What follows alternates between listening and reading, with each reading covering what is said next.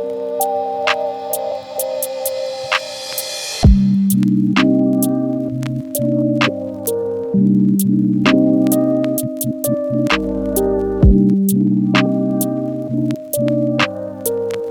we doing? How we doing today, y'all? What up? What up? We back in here for another one. Hope y'all doing well. March 13th, Friday. On this day in 1860, composer Hugo Wolf was born. 1911, Ivan Carral's The Pink Lady premiered in New York City. Ooh. 1946 in L.A. Lou Chud formed Imperial Records. 1947, the musical Brigadoon opened at the Ziegfeld Theater in New York City. Wow, that's a lot. 1965, Eric Clapton left the Yardbirds. 1961, the Temptations signed. What did they sign? 2 months later, had to change their. Oh, they they was originally the Elgins, the original group, but the name was took, so they had to change their name. 1990, Kid and Play released their second album, Funhouse.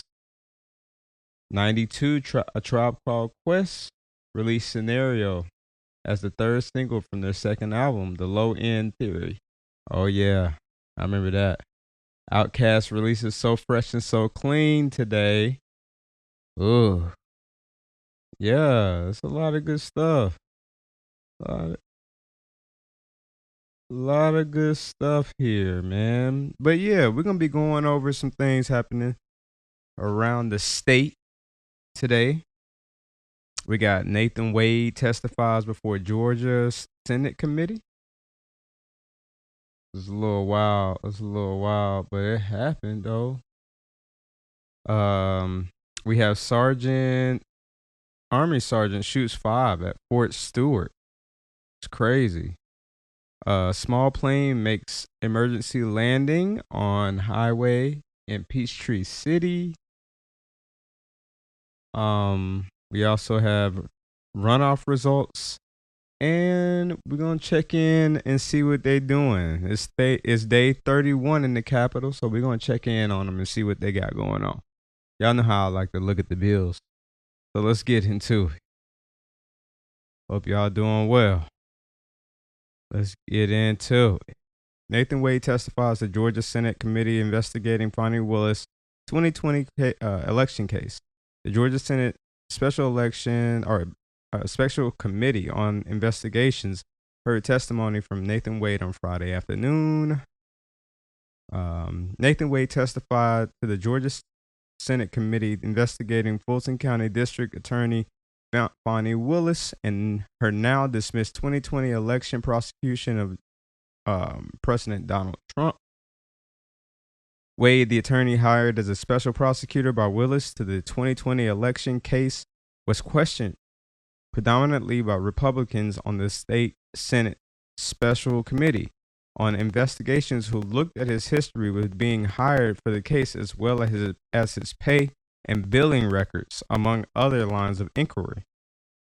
Before questioning began, Wade read a statement saying that the 2020 Trump investigation was not politically motivated or influenced, and that no one in the federal government from the White House counsel's office under former President Joe Biden to the Department of Justice or January 6th committee asked us to do anything in that case. No, they didn't ask him to do anything. Evidently, allegedly. It has been alleged by some Republicans that DA Willis and her team coordinated the Trump prosecution with Biden-era federal officials. I was not directed, ordered, asked, coerced, pressured, or importuned to bring any cases in that case. We simply went wherever the evidence led us, Wade said. The committee chairman, State Senator Greg Dozal, who is running for lieutenant governor, another candidate, asked Wade about records showing a conference with January 6th in the billing records. Does this help you recall a trip to D.C. to meet with January 6th, the January 6th Commission? Dozal asked. No, sir, Wade answered. On a follow-up question, Wade said he was positive he traveled to D.C., but he just didn't recall when. He was further asked about a travel to Athens conference with White House counsel and the billing records. Do you recall a meeting with or a conference with White House counsel? Dozal asked. Wade said he did not recall the meeting, though again on a follow-up question said he recalled traveling to Athens, but not when or with whom or for what subject matter. Former Georgia Governor Roy Barnes, a practicing attorney who represented D.A. Willis at a previous hearing of this committee in December and was with Wade on Friday, said it was ridiculous that there was some kind of coordination after this line of inquiry. The committee is investigating what it has alleged is D.A. Willis' misuse of taxpayer dollars in the Trump investigation. The revelation of a romantic relationship between Wade and Willis ultimately unraveled the Fulton County 2020 election RICO prosecution case, which is crazy because that boy still did it. He still was on the phone with it. I mean, he still did it. Like, that don't change any facts. You can't change the facts. You know what I mean? But that's just how I feel. It's just how I feel about it. The committee convened at 10 a.m. and first heard testimony from another official in the DA's office, Deputy District Attorney in the Media Relations Division, Jeff DeSantis. Wade's assumed testimony would follow testimony by Willis herself before the committee in December that all times grew tense. Willis reportedly shot back at questioning from Republican committee members during her testimony, referring to one question as ignorant and another question as dumb question.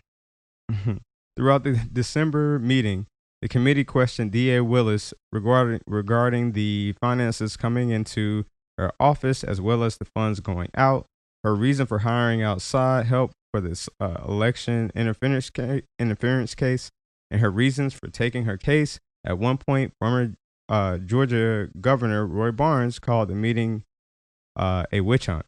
Barnes, a Democrat, is a practicing attorney and has represented Willis during the committee process. He was on hand to advise both DeSantis and Wade on Friday. Ooh, wow, wild stuff. So we'll there's gonna be more coming for that. We're gonna keep watching that. That's wild. So it's revving up again. Basically, Trump's phone call. Willis, the district attorney, Bonnie Willis, was prosecuting Trump for his phone call on January 3rd, I think, to Brad Raffensperger and other officials in the government, to fine him 11,870 votes or something like that. I can't remember the exact number, but it was one more vote than he actually than he actually needed. You know, he said, "Find me these ballots, find me these votes." And as president, as a federal official, you're not supposed to be tampering with like Georgia elections, and that would obviously be tampering with Georgia elections if you're telling the people of your party to just find votes. But I digress. You know, I guess we all do. We all have to, because I guess, you know, Bonnie Willis's love life is more important than that, I guess, somehow. But moving on, we have the Army sergeant accused of shooting 5 at Fort Stewart, which is kind of a crazy story. It's a wild, crazy story. Army Army sergeant accused of shooting 5 soldiers in Fort Stewart seeks to plead guilty in military court. Army officials said Sergeant Cornelius Radford shot and wounded 5 soldiers who were assigned to the 2nd Armored Brigade Combat Team on Wednesday, August 6, 2025. Oh, okay, this was back in the day. The Army, so he's finally pleading guilty, I guess. The incident happened in Fort Stewart, which is located about an hour southwest of Savannah and is home to the U.S. Army's 3rd Infantry Division. Thousands of soldiers and their family members are assigned to the base, which, according to the Associated Press, is the largest Army post east of the Mississippi River. Sergeant Cornelius Radford shot and wounded 5 soldiers who were assigned to the 2nd Armored Brigade Combat Team on Wednesday, August 6, 2025, according to Fort Stewart Army officials. The Army Office of Special Trial Counsel said he also shot a 6th soldier in the same brigade and that one of the victims was the intimate partner of Sergeant Radford. Following the shooting, the injured soldiers were hospitalized and 3 of the 5 were released days after it happened, according to Army OSTC. One of the victims was the intimate partner of Sergeant Radford. Dang. That's crazy. That's crazy. Intimate partner. Dang. Bro. That's wild. Sergeant Radford, an automated logistics specialist, was charged with the following: 2 specifications of attempted premeditated murder, 4 specifications of attempted premeditated murder, 1 specification of domestic violence, 3 specifications of aggravated assault and inflicting grievous bodily harm, 3 specifications of aggravated assault with a dangerous weapon in violation of Articles 80, 128B, and 128 of the Uniform Code of Military Justice. On March 2nd, 2026, Army OSTC officials said a military judge had held a motion hearing in which the defense counsel, on behalf of Sergeant Radford, changed his entry of pleas from not guilty to all charges and specifications to guilty of the following: 2 specifications of attempted premeditated murder, 1 specification of domestic violence, 1 specification of aggravated assault with a dangerous weapon, 2 specifications of aggravated assault by inflicting grievous bodily harm. During the hearing, the defense counsel also noted the form selection changed from a listed panel to a military judge alone, according to the Army OSTC. Army OSTC officials said the hearing for the judge to determine if he will accept the guilty plea is scheduled for March 31st and April 1st. If the judge accepts the plea, Sergeant Radford is expected to be sentenced in late April. Ooh, that's wild. It's kind of crazy they took that long to actually, like,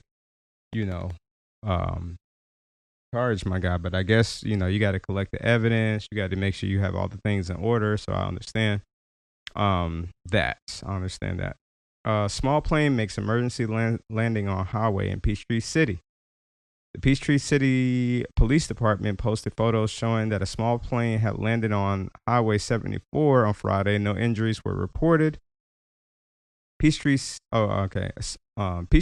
PD posted photos showing the plane on the right shoulder of the highway near the Peachtree City Atlantic complex. The department said there were no injuries. The emergency landing was made after the single-engine aircraft suffered engine trouble, the Post said. Georgia Department of Transportation traffic maps appear to show that a road closure had been lifted a little after 11 a.m. The FAA said in a statement the pilot of a Piper PA-28 made an emergency landing on a road in Peachtree City, Georgia, around 10:30 a.m. local time on Friday, March 13th, after reporting engine issues. 2 people were on board. The FAA will investigate. So there's the picture right there. That's kind of crazy. Landed it in Peachtree City. I know they had to get in front of that and shut down the road and whatnot. That's wild. That's fire though. I'm glad they was able to do that successfully. Nobody was hurt. Great job, y'all. Great job, y'all. That's fire. I ain't even gonna lie, that's fire. I'm glad they was able to do that. Save two people's lives. You know what I mean? Lawmakers Day 31, House updates Georgia medical cannabis program. Senate okays tax law adjustments. Let's see. Let's get down to the business. So we got House Bill 162 would allow first-time offenders to have their convictions sealed for certain nonviolent crimes and keep it off their records if they fulfill the terms of their sentencing. Currently, you can petition the court to have them seal your record. Well, hold on. Oh, seal your records. Okay, that's interesting.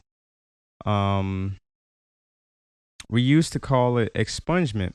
Now they call it restriction of your record while you're in that type of program. But ordinarily, it is not sealed or restricted until after you have completed your probationary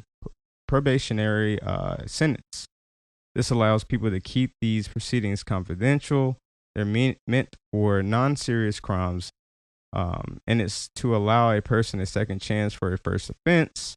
It passed. HB 219 would allow nurses, social workers, and marriage and family therapists, to take part in a program that helps medical professionals who lose their license because of a substance abuse problem to reacquire them and re-enter the healthcare field. It passed 46-1. Interesting. Let's see. But while most of the bills were passed without any real opposition, HB 1199 didn't enjoy the same unity. The bill is a yearly tax law adjustment that conforms the state code with changes in federal tax laws. But Republicans in committee changed a provision that reduced the state's match of federal tax credits for low-income housing by 50%. Dang, that's crazy. The state of Georgia right now matches the federal money 100%. Huffstetler said, we're just about the only state that does that. Some states match it 50%. Some states just don't match. Some states don't match it at all. And we had a study done in the past that showed that we really weren't getting any benefit from the 100% match. That didn't seem to matter in the number of units that were built. Democrats didn't like the change. Yeah, I don't like that. Saying that the funds being cut would affect projects already in progress, as well as worsen the lack of affordable housing already impacting the state. This bill, in fact, does not save the state money. Senator Josh McLaurin of Sandy Springs said all it does is put a leading state agency on this issue into a cash crunch that it has to go into an emergency posture to solve. Despite the objections, the bill still passed along party lines 31-18. And the House members took up 3 Senate bills and 2 resolutions. Senate Bill 220 makes changes to the state's medical cannabis program, including renaming it medical cannabis from low THC oil. The bill also adds an inhalation option to the medication, bans public use, and changes restrictions around dosing to milligrams instead of percentage of THC. It also adds some new medical conditions like lupus to the program's list. The state first passed legislation to create the program in 2015. This isn't about legalizing recreational marijuana, even though the federal government has now moved it from a Schedule 1 to a Schedule 3 at the bottom of the hill. This is about helping people, and I hear questions when people talk about adding these illnesses onto this list. Let me tell you something. That's just the product of the nature of how it goes. If you have someone who has cancer that has ALS, folks, get a life about this stuff. When people are hurting, they need relief. While SB 220 received a mostly positive reception on the House floor, a Republican representative said some lawmakers were not as kind. Earlier this week, I received an email threatening me that if I voted yes on this bill, I would be dinged on a legislative scoreboard. That's crazy. This is a Republican saying this. As I read the email, quite frankly, it made me quite mad. And a performance appraisal from a lobbying organization that did not elect me, attempting to tell me how to legislate, is not how I operate. My constituents sent me here to critically think, to evaluate the facts, and make the best decision possible for the people I represent. It passed 138 to 21. Dang, everybody was in the house to vote on that one. That's what I'm talking about. Yeah, that's not a bad bill, though. And now it heads back to the Senate because of changes made in the House committee. House Resolution 145 urges departments of Education and Public Health to collaborate and prioritize hearing and vision screenings for school children. This is a urging resolution to set up an opportunity for us to do a better job of screening those kids, catching those kids, and helping them to be able to see the board, hear the teacher, rather than have a gap in time for that to happen. And we know that improves literacy and whatnot. Yep. HR 1049 designates the last Wednesday of October each year as Fentanyl and Opioid Awareness Day. Okay, that passed. Interesting. Lawmakers will be back on Monday for day 32, which is also the 5th anniversary of the Atlanta spa shootings. Some lawmakers will hold a memorial at the state capitol. So we will be back and we will be covering what they do on that particular day as well. But that's not a bad setup right there. And dang, we read all the bill. I mean, all of them that they had on here. There probably was more bills, but yeah. So that's that. When is the runoff for Georgia's 14th congressional district special election? This is a congressional election here, but it being viewed around the nation. Everybody's looking at this seat. This is Marjorie Taylor Greene's seat. You know, she stepped out. And so let's look at these results. Democrat Sean Harris and Republican Clay Fuller will go head to head in the runoff as the top two vote getters from Tuesday's election. The race to replace former Representative MTG is Northwest Georgia's 14th congressional district is now down to two candidates, in a result that was widely expected given that there were 17 active candidates on the ballot Tuesday. The race will now head to a runoff. The top vote getters were Democrat Sean Harris, a retired brigadier general and cattle farmer, and Republican Clay Fuller, the Trump-endorsed district attorney for a zone of 4 counties in Northwest Georgia. It will now be held on April 7th as a head-to-head race between Harris and Fuller. Let's see. Harris, who was the Democrat nominee in this race against Green in 2024, ran a little less than 2 points ahead of his results in that election, which is crazy. Which is wild, bro. Look at these numbers, dog. 37%, 35%. This district is like heavily red. And when I say heavily red, this is one of the most red districts, not only in Georgia, but in the South, yo. In the South. One of the reddest districts in the South. So that's crazy. But most of the thing is, most of the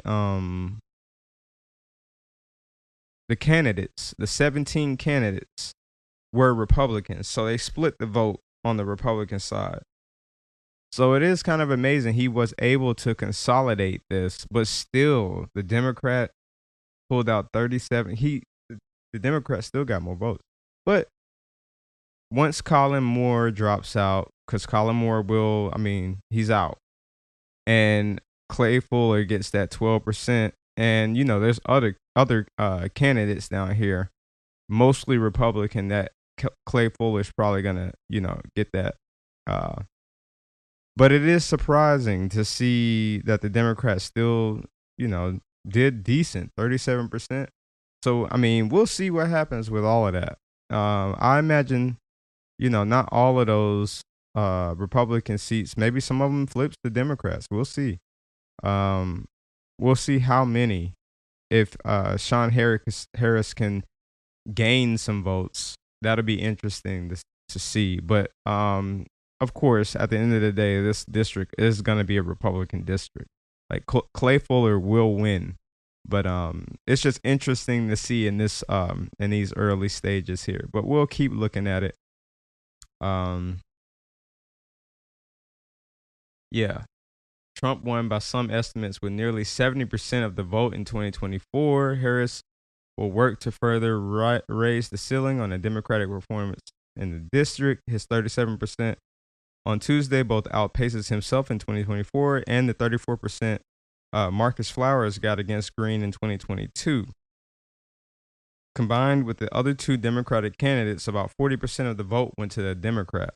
So 40% is not enough to win, but if he can actually get a little bit more than 40%, then that will speak a lot. Like, we'll probably see him either try again later or run for a different seat, or because obviously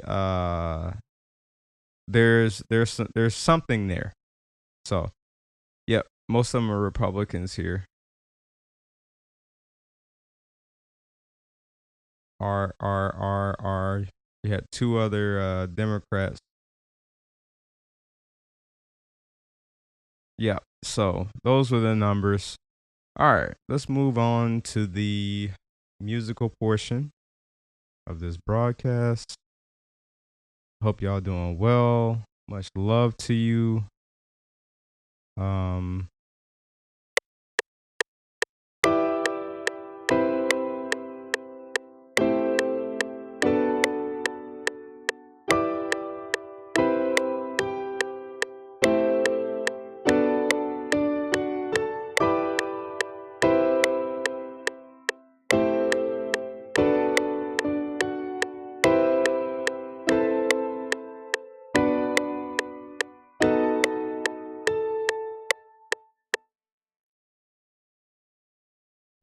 Close enough.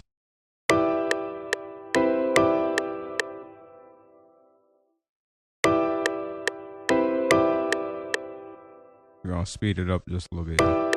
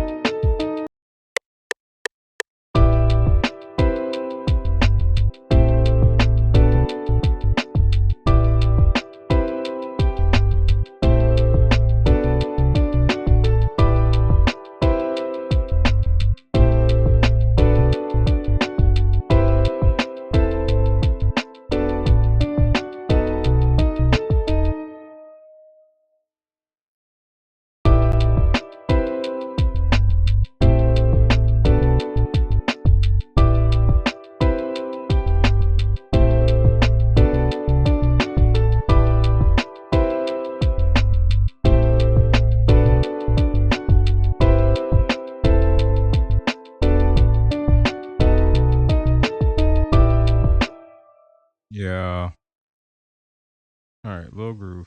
Little groove here. Little groove.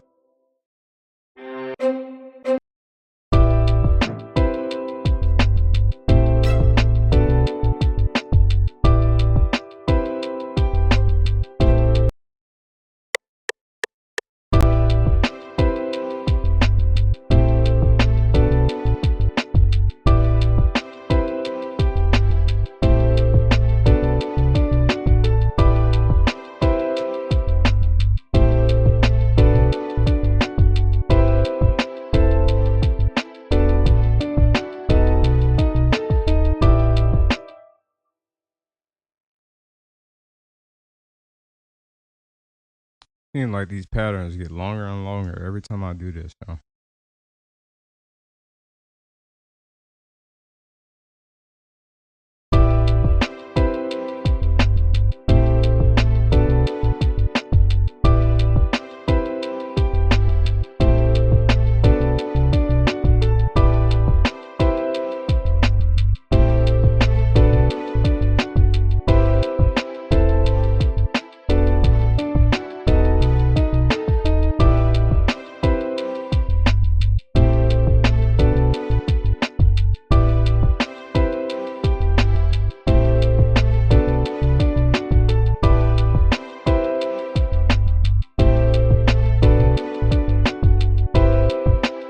I did say I was gonna stop using this. Psych. Hey, hey, hey.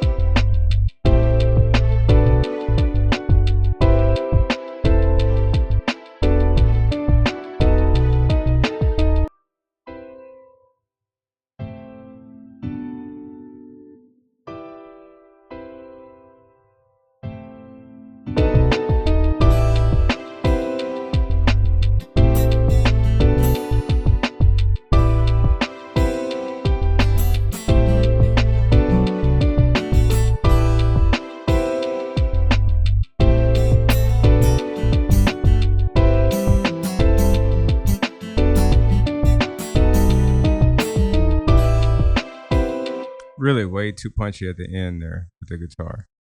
But whatever. I'm not going back. Screw it.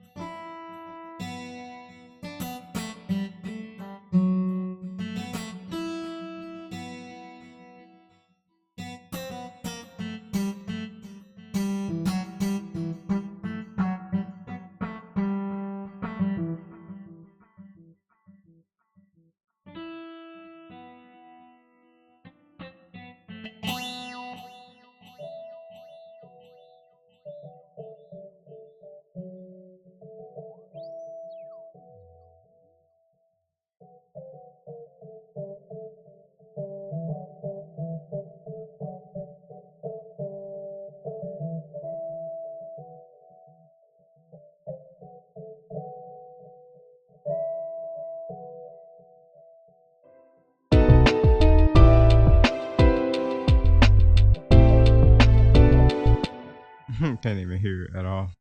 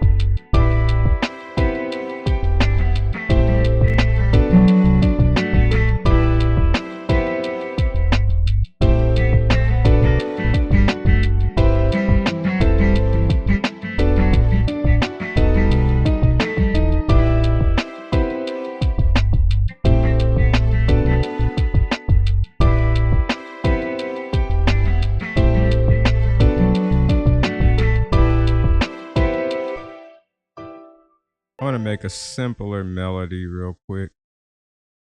Because there's a lot going on with that guitar. Not my best work on that guitar, but let's come up with something a little bit simpler.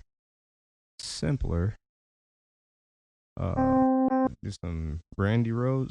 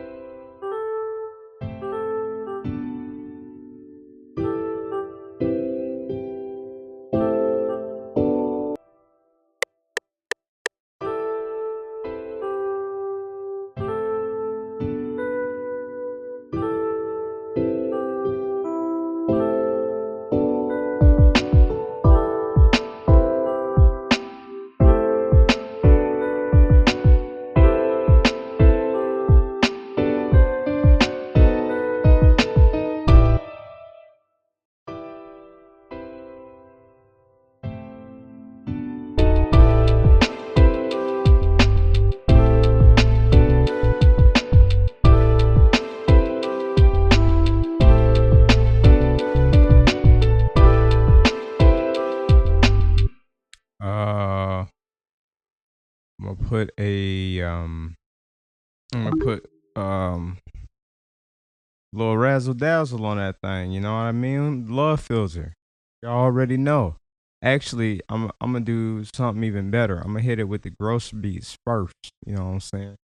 Hit it with the gross beats first, and then I'm gonna hit it with the love filter. But in my chain, I'm gonna have the love filter first. Y'all gonna see what y'all gonna see.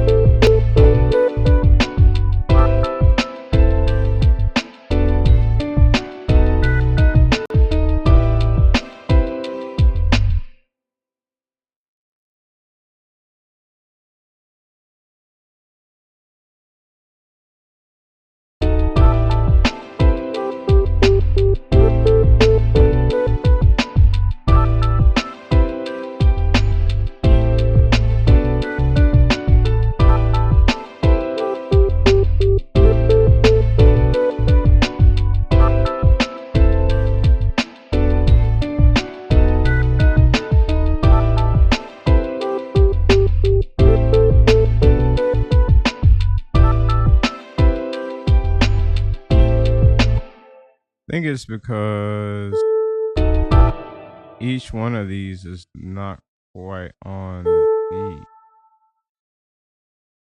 So I see. Actually, there's a better way to do this. Let's just clone this pattern. And then let's hit beat. Quarantize this guy. Now I can delete all the other ones, and I still have my old pattern with the wahs. Wah. You know what I mean? Y'all know what I mean?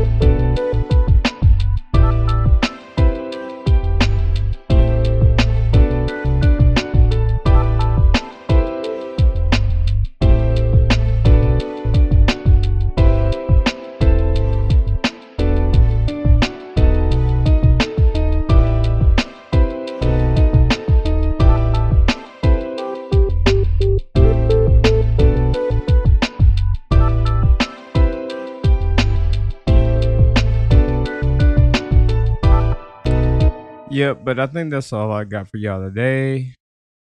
Love y'all very much. Y'all have a good weekend. Y'all take care of yourself. Take care of the people around you. You know. And I'll check y'all out next week. Y'all have a good weekend, man.